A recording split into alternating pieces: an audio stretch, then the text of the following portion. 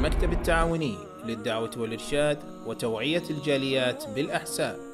It's the greatest gift from Allah to be in the last prophet. Summa salatullah wa salamullah ala al-hadi rasulillah. The greatest gift from Allah to be in the last prophet. Summa salatullah wa salamullah ala al-hadi rasulillah.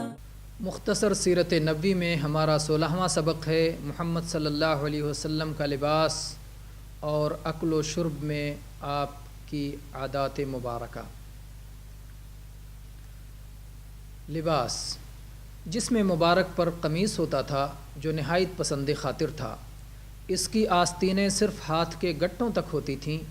تنگ آستینوں اور چھوٹے دامنوں کا جبہ، قبا، تہبند، چادر اور بعض دوسرے قسم کے لباس بھی استعمال فرمائے ہیں۔ آپ صلی اللہ علیہ وسلم سر پر عمامہ پہنتے تھے اور عمامہ کا شملہ شانوں کے درمیان پشت پر ہوتا تھا۔ آپ صلی اللہ علیہ وسلم نے سرخ دھاری دار جوڑا بھی پہنا ہے، سبز اور سیاہ رنگ کا کپڑا بھی اور فروا بھی یعنی بالدار کھال بھی کہ جس کے کناروں پر ریشمی گوٹ لگی تھی۔ سفید رنگ کا کپڑا آپ صلی اللہ علیہ وسلم کو بہت مرغوب تھا۔ ویسے جس قسم کا کپڑا میسر آ جاتا پہن لیتے، کسی خاص صنف پر اصرار نہ تھا۔ اونی، سوتی، کتانی ہر قسم کے کپڑے پہنتے۔ آپ صلی اللہ علیہ وسلم اچھے سے اچھا کپڑا بھی استعمال کرتے اور معمولی سے معمولی بھی، حتیٰ کہ پیوند تک لگا لیتے۔ آپ جوتے اور موزے بھی پہنتے تھے۔ آپ صلی اللہ علیہ وسلم نے چاندی کی انگوٹھی بھی پہنی ہے جس پر محمد الرسول اللہ نقش تھا۔ آپ صلی اللہ علیہ وسلم کے اکل و شرب کے عادات، آپ کی سنت۔ اکل و شرب میں آپ صلی اللہ علیہ وسلم کی سنت یہ تھی کہ جو کھانا موجود ہوتا اسی پر اکتفا کرتے، نہ موجود کو رد کرتے اور نہ غیر موجود کے لیے اہتمام فرماتے۔ طیبات میں سے جو کچھ بھی پیش کر دیا جاتا تناول فرما لیتے، الا یہ کہ طبیعت کراہیت کرتی تو ہاتھ اٹھا لیتے، مگر نہ تو اس کی مذمت کرتے نہ اسے حرام قرار دیتے۔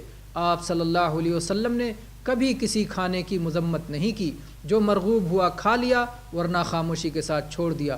بارہا ایسا ہوا کہ گھر میں بالکل کھانا نہ رہا، بسا اوقات بھوک کی شدت سے پیٹ پر پتھر تک باندھ لیے ہیں اور 3 دن تک بغیر غذا کے بھوکے رہے ہیں۔